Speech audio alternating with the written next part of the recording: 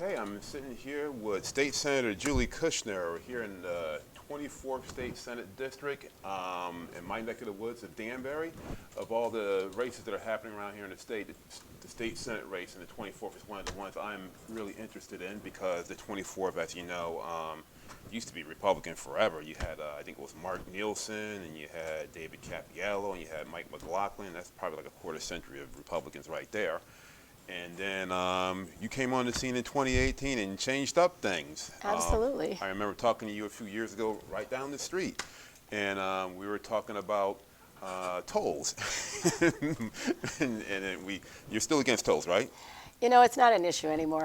Okay. It's kind of in the past. That was one of those that flew by. Just want to make sure. But it's good to see you. Now you're running for going for your third term. That's correct. And big race here, a lot on the line. And before we get started, I just want to give you a brief opportunity to talk a little bit about yourself and talk about your background and who is Julie Kushner. Well, I think a lot of people in Danbury know me because I've lived in this community for 30 years and I raised my 3 children here. But I'm a hardworking person who, I have a family. I have 3 kids. I have 4 grandkids. So I'm a mother, a grandmother. And I've worked hard all my life. It was something that was probably inspired in me by my father, who worked 7 days a week, 14-hour days. And I've really modeled after him very much in feeling like whatever I do, I have to give it my all. And so for more than 40 years, I organized workers, bringing them together for better working conditions, better pay, respect on the job. And in my retirement, I never planned to be an elected official. This wasn't part of my life's plan. But I was encouraged by people that in 2018, we really needed a change in this district. And so I was encouraged by a broad coalition of people and organizations to run for the state senate, and I gave it my all, and of course, the rest is history. I was elected and have been re-elected a second time, and now I'm running for my 3rd term. Yeah, it's funny. I started my website, Hat City Blog, back in 2005, and I remember immigration was a big topic right back then. And I remember in 2007, it's the first time I actually saw you, and we didn't really know each other at all. We were at, I think it was a Stop the Raids forum at the university, and there was a public speaking portion. You got up on the mic, and you were just like, hey, you just really ripped into the subject and really fought for immigrants. I am very sensitive and very aware of the struggle of workers to unionize and to be represented and to work in this country, and I'm a union organizer myself, so I'm very sympathetic to that, but I don't want to address that tonight. Conozco muy bien las luchas de los trabajadores para estar en sindicatos. Yo, de hecho, soy una organizadora de sindicato, pero no quiero hablar acerca de eso en este momento. I want to talk about our city here in Danbury. I have been very embarrassed by the actions of our mayor and the actions of our police. Me da mucha vergüenza las acciones de nuestro alcalde, de la policía de nuestro estado. We have a very safe city. We have very good schools. My children's friends, some of them are legal and have papers. Many of them are not legal and do not have papers, and they're all wonderful children. Nuestra ciudad es muy tranquila, nuestras escuelas son muy buenas. Los amigos de mis hijos, algunos tienen papeles y algunos no tienen papeles. We are happy here in Danbury. We don't need the trouble that the mayor has brought us. We don't need fighting about backyard volleyball games. No necesitamos las peleas por el lugar de Zacaíba, no necesitamos peleas acerca de los juegos de voleibol. We don't need to stop Brazilians from celebrating when they win the World Cup. No necesitamos a los brasileños de festejar cuando ellos ganan la Copa Mundial. I just wanted to say that one last very important thing. Anne Frank's parents tried to get legal citizenship in this country. It was in the papers. Otto Frank tried to get into this country and he was denied. If he had been granted citizenship in this country, we all know the end of the story for Anne Frank. Nosotros sabemos que Ana Frank es una judía. She's fighting for a better life. Sus papás le van a llevar a su país. Sounds like, wow, we need more people like her. Well, this is my experience. I was born in the 50s. My grandparents and great-grandparents all immigrated to this country. And they told their immigration stories over and over again, and what it was like to grow up in a difficult, oppressive situation and need to move your family across the ocean to another country. And what I recognize is that we have a lot in common. My grandfather came here when he was 14 with his sister. He traveled across the ocean. And now we would call him an unaccompanied minor, and that would have some negative connotation. But back then it was respected, and you know, their pathway to citizenship wasn't like it is today. It was much easier. And we've made it harder for immigrants today, especially immigrants from certain countries. And so for me, my faith, my belief is that we should welcome the stranger. My belief is that people should be treated fairly, and that with the number of immigrants we have in our community today, I would like them to see a pathway to citizenship so they can be full partners. They're already contributing a lot. Yeah, and it's heartwarming knowing that from the dark days we had back then, and so many improvements that have happened since that time.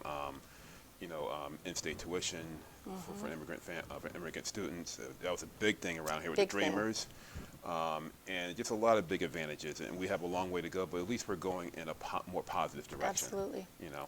Now, I want to go back to your first term, because I always want to go back to the first time we got together, and paid family medical leave was a big thing. I mean, you just campaigned constantly, knocking on doors, just pushing that item as hard as you can. But now we are 2 terms later. Tell me give me an update on that situation. How we're doing with paid family We're doing medical great leave. with the paid family leave bill. As you know, that we passed that law in 2019, and it was probably the biggest social insurance program that we've passed in the state in many, many decades. And it took us a couple of years to get it set up, but now since January we're paying benefits, and we know that 32,000 families through September receive benefits. And this helps people when someone is having a baby or adopting a child, or someone in your family is seriously ill or you are ill, and it also helps those at the end of life. And you know, one of the great things about this election campaign is that when I go and talk to folks on the doors or make phone calls, I can't tell you how many people I've come across that have used the paid family leave program.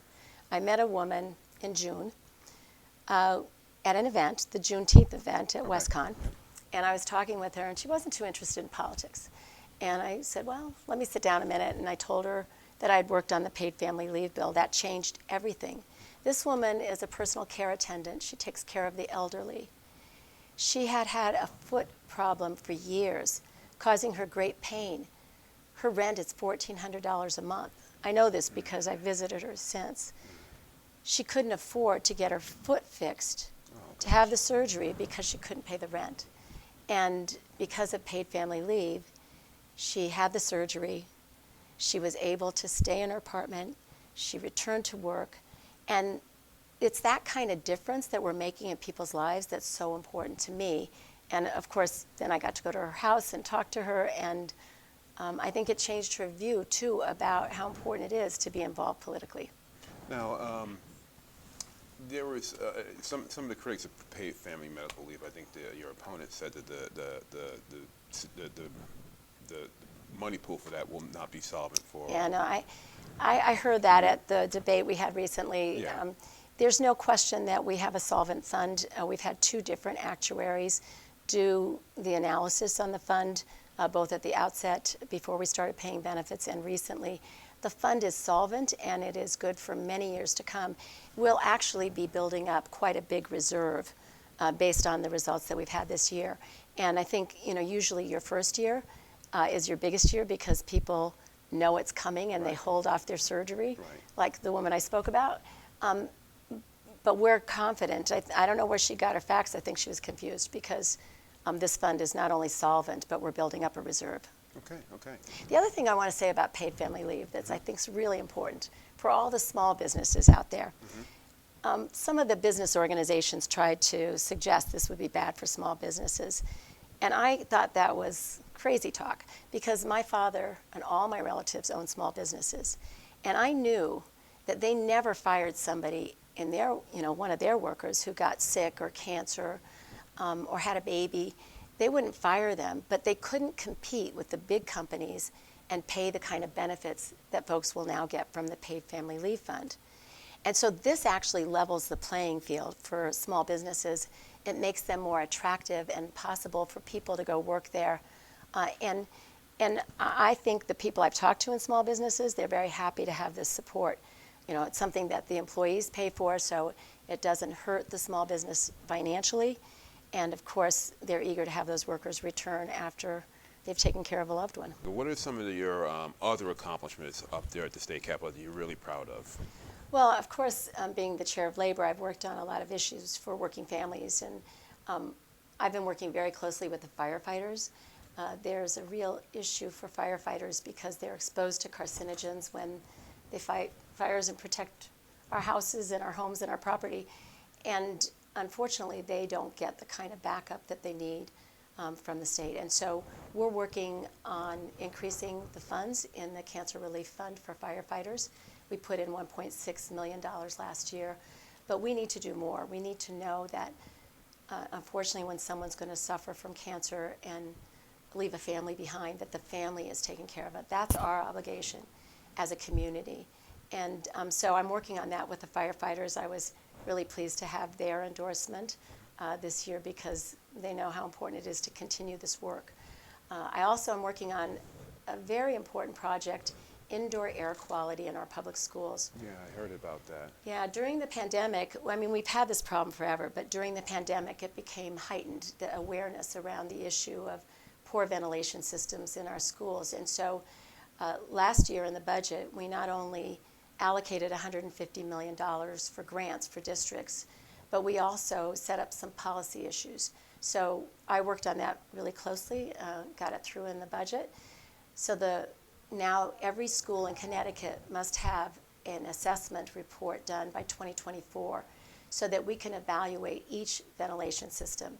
It's a really costly problem to solve, but we must start now. We can't let it go. It's not just about contagious diseases.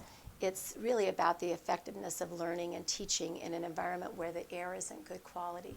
We learned just at our first workforce meeting, we had a working group meeting about a few weeks ago, and we learned that the concentration of CO2, if it's in too high concentration, it's going to affect student performance and the ability of teachers to teach. So this is something that's critical to our students, and it's something that I want to continue working with. I'm chairing that group from the Senate. So I've been really pleased that the Senate leadership has put a lot of confidence in me on these issues, and so I've been able to work on them.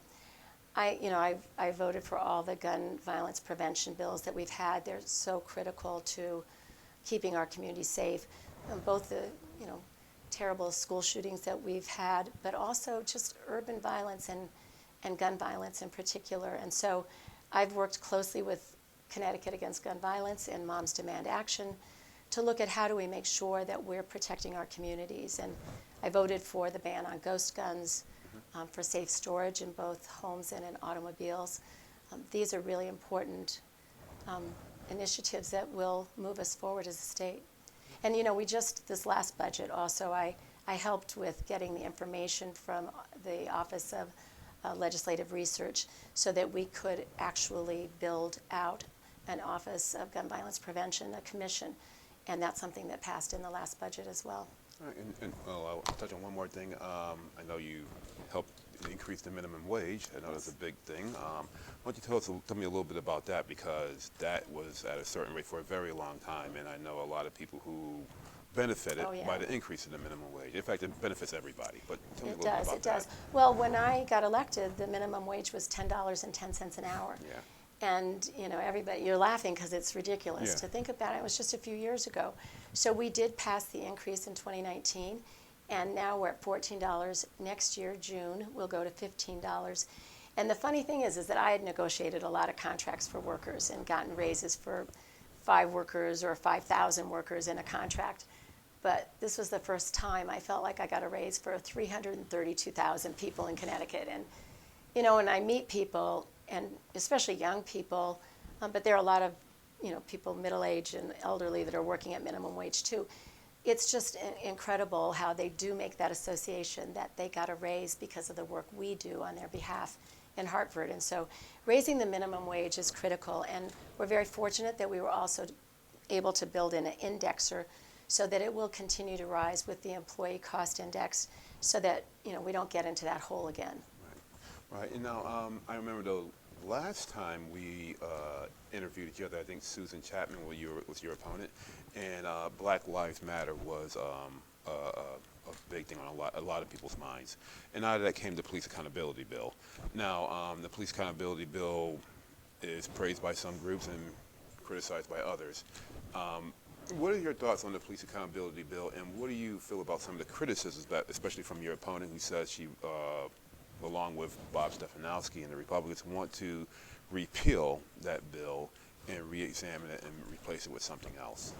Well, I talked to a lot of law enforcement in the process of making up my mind about that bill, and I voted for it because I think it really does move us forward. And when I talk to law enforcement, good cops don't want the bad apples either.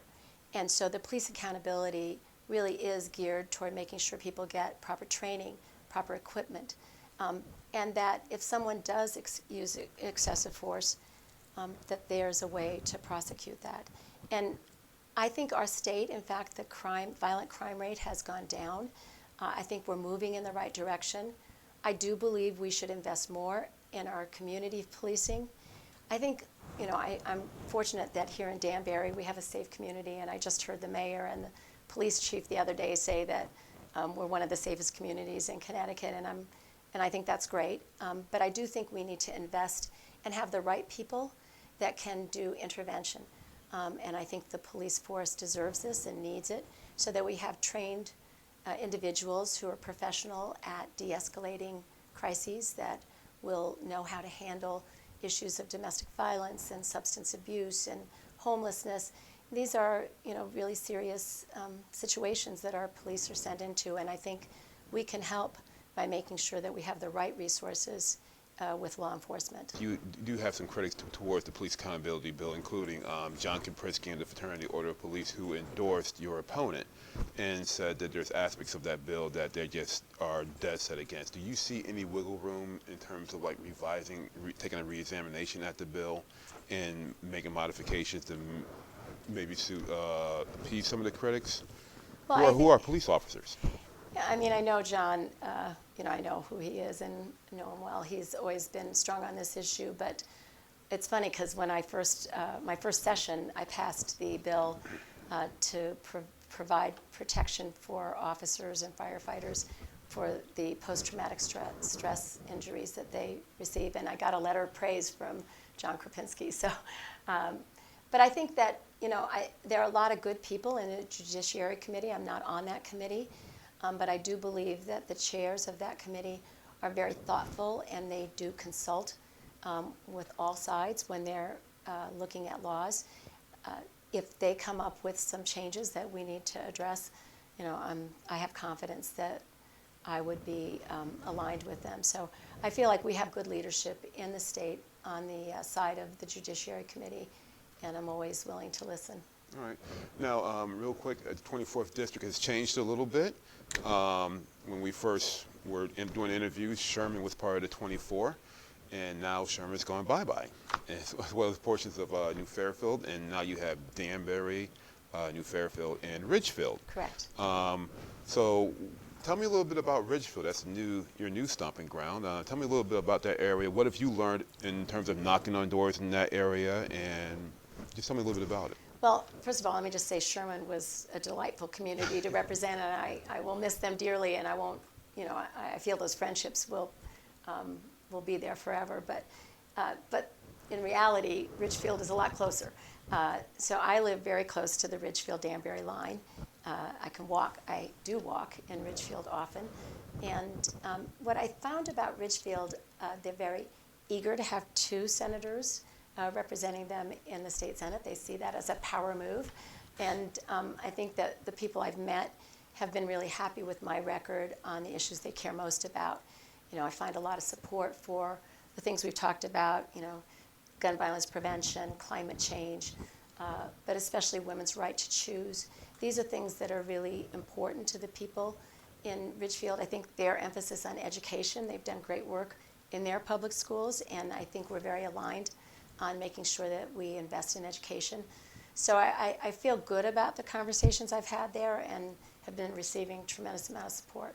Now, one of the things that are happening in Ridgefield and New Fairfield is about local zoning, zoning control, controlling your community with development. That's been a big issue in a lot of these races, including this race here. Your opponent talks about wanting to re-examine the 830, I think it's 830. 830G. Yes. What are your thoughts on that? Do you think there should be a balance? Because we have a lot of these communities here that, in terms of like affordable housing, their percentages is like abysmally low, and there has to be some type of compromise here because we have a lot of communities where people of color and you just can't get into those communities because you can't afford it. I think it's really clear that affordable housing is one of the top issues in our state. Even here in Danbury, when you look at the amount of apartments available to rent and the price of these apartments, it's outrageous. And so what I think people sometimes don't see is the connection between affordable housing and also being able to have a strong workforce, be able to attract business. It's really a very critical element in a growing community. So affordable housing is a huge issue for us. I think community buy-in is really important.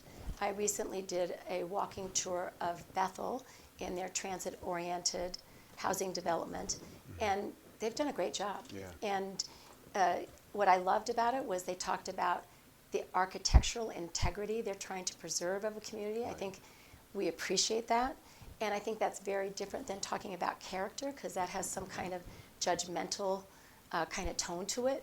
And I think that most people really just want the community to, and the architecture of the community to remain constant, and I think that's important. It's something I appreciate when I go into small towns in Connecticut. But I think we must address the issue of affordable housing. It must be possible for the people who work in a town, people as they age in a town and don't have the same resources, don't need the same amount of space, that they can stay in their community. And I know, I've talked to people in Ridgefield, for instance, a divorced mother who found herself wanting to keep her kids in those schools, stay in the community, but couldn't find affordable housing. And so it's real important that there be community buy-in, and I think, Rudy Marconi in Ridgefield is leading that town through this effort, and I believe they'll get to a place where they address the issue and do it in a way that's best for Ridgefield.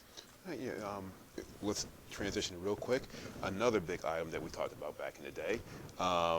If you are over on the west side of Danbury, it takes you forever to get to the east side of Danbury because of all the traffic. All right, and you've been in there for now, you're going on to your third term. These state roads are abysmal. What are we going to do about this? It's still a problem in this area, and it doesn't seem like it's ever going to go away because Danbury, in terms of the state, it's probably the second largest in terms of growth, second only to Stanford. So Right. We're going to keep having this problem. There's going to be more cars on the road, and these state roads can't handle the capacity. What are your thoughts on that? Well, we did allocate $10 million to do the design and engineering for the exits on I-84, and I think that's very promising. It's a little slow in coming. I do believe, and I'm advocating strongly, that the infrastructure monies that we're receiving from the federal government should be used to help reinforce more mass transit between Danbury, Hartford, Boston, which would ease a lot of the traffic on the jobs and on the roads, and I feel like that's something that really, that's the future too, greening of our infrastructure. And I do believe that we should be really addressing those issues as we move forward. So investing our infrastructure dollars in the I-84 corridor is critically important to me and something I advocate all the time for. Yeah, look, I came to school, I moved to Danbury in 1987 to go to school at WestCon. I took the Peter Pan bus and the Bonanza bus, that was my mode of transportation. And I always dreamed, hopefully one day I can take the metro from Danbury to Waterbury. And, that would alleviate a lot of traffic on that road. And we're still here after all these years, still just waiting for that. I know. And it's just I'm not giving up on that, though. I never give up. I hope not, because a lot of people would like to have that one of these days. Absolutely. The biggest, one of the biggest concerns in this area for a long time has been education, educational funding. I know going back as far as like 2009, 2010, when I started really getting in terms of reporting, educational funding was always a big topic on the local level, and now we're on the state level. My first question is, What are your thoughts about ECS funding, and do you feel that we get enough from the state in here to Danbury? And if you don't, what can you do as state senator to bring more state funds from Hartford to Danbury? I can't tell you how many times it was either Mayor Boughton, Dean Esposito, or Joe Cava would say, hey, we're sending a lot of money from Danbury up to Hartford, but we're not getting our fair share back. Is there some validity to that, and what are your thoughts on that? You probably know that the ECS formula was established many years ago and has been underfunded by the state for a number of years. So we actually have gotten more ECS funding, the state delegation, than ever before, especially in these last 4 years. And so we are bringing more money in ECS funding to Danbury. But part of the problem is the formula itself, which is, by the way, baked in. I mean, it's been the subject of court settlements too. So it's something that I think is very hard to change. But the ECS formula also includes an element of, is your community able to provide funding, and are they doing so? And of course, Danbury falls short on this because we've actually cut the percentage of our budget, our city budget, toward funding our schools. And so that has impacted how much we get from the state. I think that in terms of what the state delegation has done, we have been loud voices, as you know, not just in Hartford, but here in the community as well, to increase funding for our schools in Danbury. And I was really proud to work on the funding for the new school. So the Career Academy, which we passed in a referendum in June, Yep. It is on schedule to be built in 2024, And built out. the state's paying like And the state's paying 80%? 80% of that.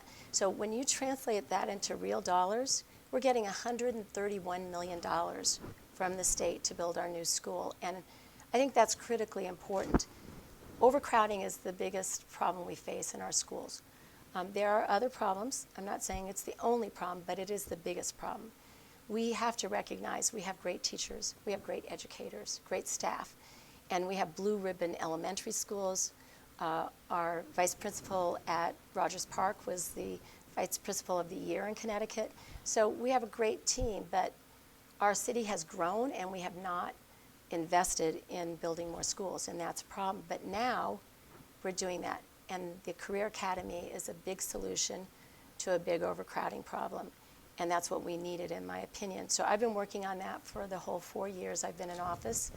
I think that our new superintendent, Kevin Walston's doing a great job in developing a curriculum that addresses the needs of all the students, not just those that will be attending the Career Academy. So some people don't realize this, but in 9th grade, all the freshmen will get exposed to the 24 career pathway curriculum that's being developed. And each student will pick and choose the curriculum they want to follow. And with that choice, it will decide whether they stay at Danbury High School or go to the Career Academy, the old Cardis building, which is being transformed. And so what I love about this approach, and I really admire the superintendent and his academic team that have developed it, because it gives the same opportunity to every child. And I think that's so important in Danbury. We don't want to pick and choose a few kids that get a better educational experience. We want to make sure that every child has that opportunity, and that's why I've been a big proponent of the Career Academy, and I fought so hard to get the money into the budget so that we can build that out, and taxpayers in Danbury won't have to pay the full price. They'll pay a very small part. Now, your opponent is a supporter of the Career Academy, but she's also a supporter of the charter school as well.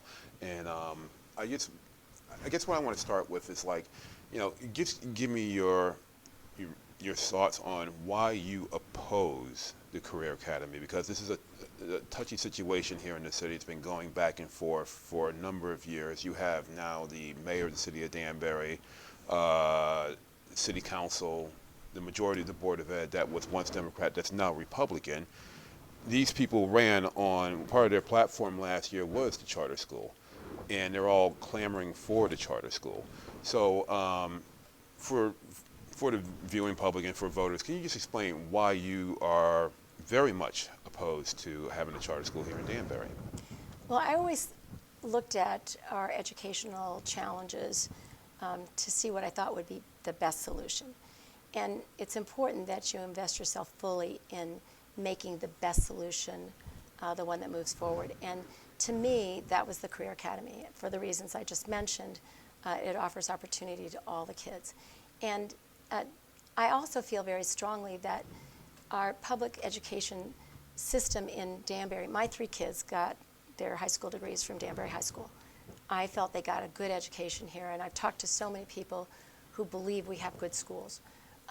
We're fortunate that our biggest problem is overcrowding, and it's not that we have a failing system altogether.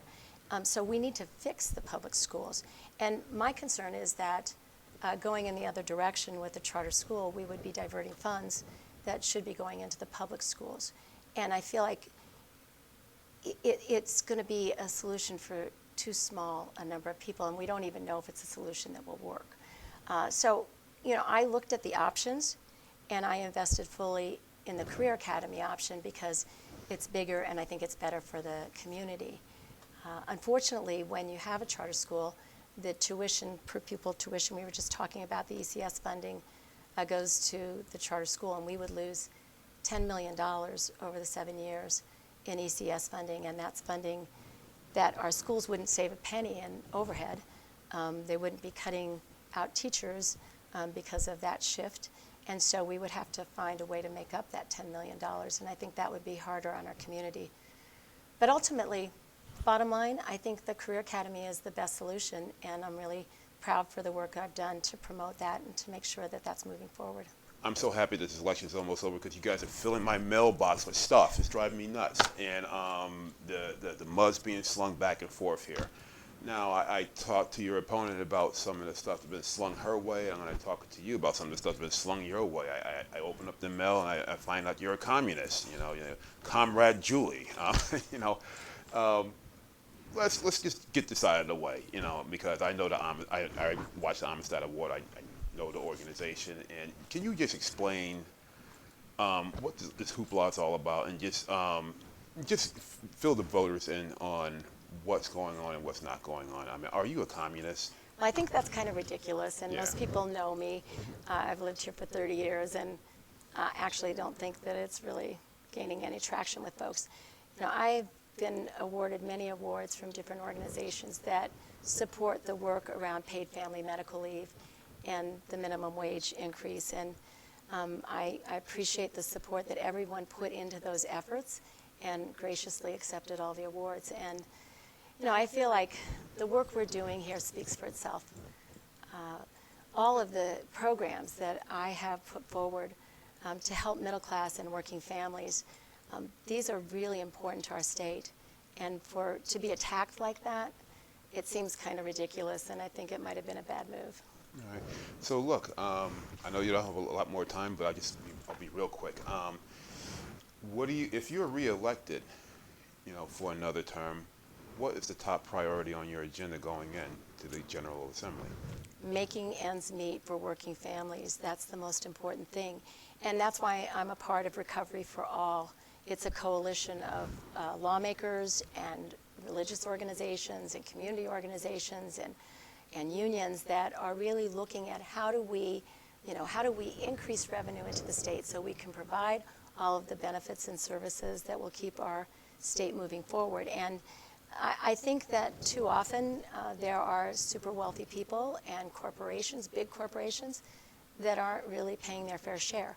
And so I'm very interested in making sure that we continue to move in the direction where we have a strong economy, a strong budget, and that everybody pays their fair share. And so that's a really top-line issue for me.